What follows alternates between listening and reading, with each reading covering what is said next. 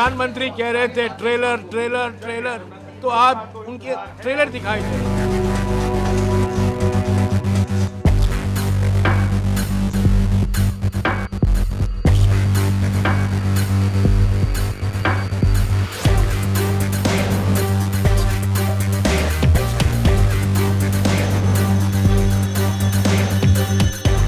ये रुझान दिखाता है कि निवर्तमान भूतपूर्व बनने वाले हैं।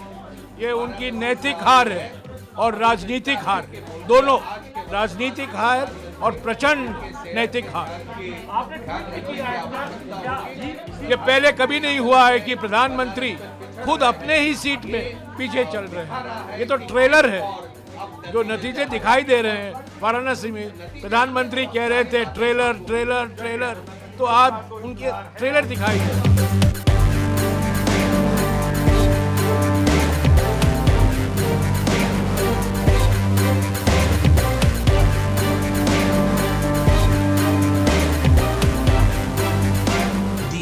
INDI alliance has been a conglomeration of corrupt, caste-based communal entities and forces. I think this election marks an irreversible trend in India's politics, where India has firmly and irreversibly chosen development. The whole freebie politics, which would have been a sure shot economic disaster for the country, has been rejected by the people. The Congress and the INDI alliance promised everything under the sun. So many kind of things which put together exceeded the whole of the country's budget. The third thing that also comes out of this elections trends and the way the mood of the nation is, that people have also rejected the artificial divisions that the Congress party tried to create between the north and south of India. This seems to be a historic electoral mandate that people of India are giving in favor of Narendra Modi and the Bharatiya Janata Party. The INDI alliance has been a conglomeration of corrupt, caste-based communal entities and forces which have for almost 7 decades enjoyed a stranglehold on the country's politics. I think this election marks an irreversible trend in India's politics, where India has firmly and irreversibly chosen development and performance-based politics, delivery-based politics, welfare-based politics over communal, casteist and corrupt parties. Second, I think this mandate also reflects the maturity of the Indian electorate, who have rejected the economic vision of the Congress party and the INDI alliance. The whole freebie politics, which would have been a sure shot economic disaster for the country, has been rejected by the people, even at the cost of it sounding very tempting for them at a personal level. The Congress and the INDI alliance promised everything under the sun, from free electricity to free buses to 2,000 rupees every month, 3,000 rupees every month in accounts, universal basic income, so many kind of things which put together exceeded the whole of the country's budget. And despite all of these promises, people of India have rejected this economic vision and have given a stamp of approval for Narendra Modi's long-term sustainable economic empowerment. The third thing that also comes out of this elections trends and the way the mood of the nation is, that people have also rejected the artificial divisions that the Congress party tried to create between the north and south of India.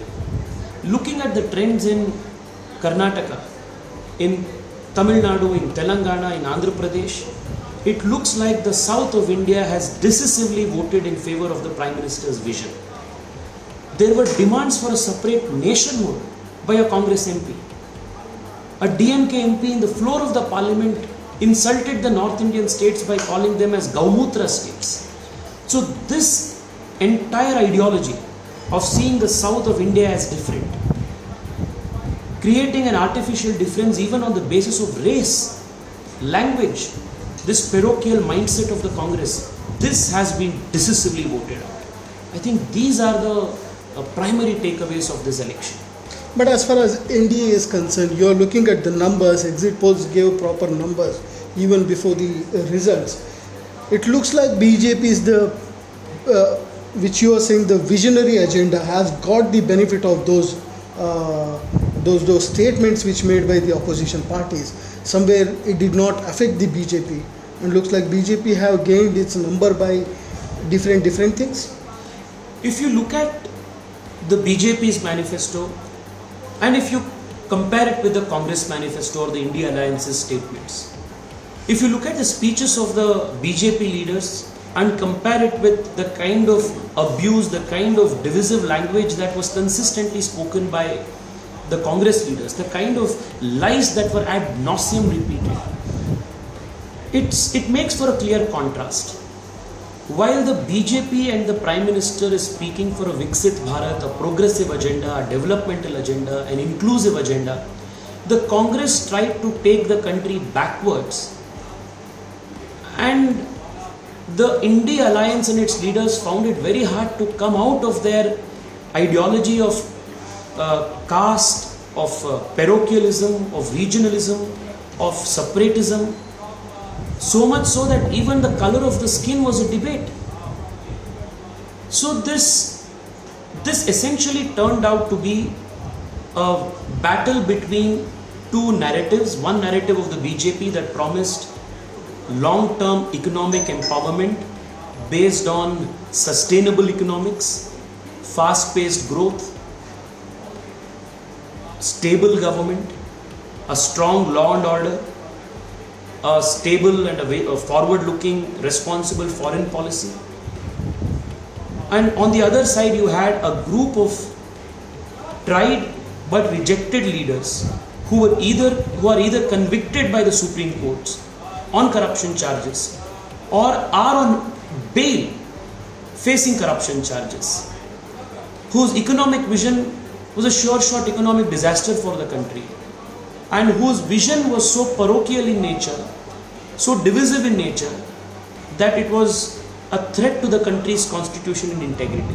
So people have shown great maturity and have elected the Prime Minister's vision of an inclusive, strong and rule of law based India. If you like this video, then like, share and subscribe to Mirror Now.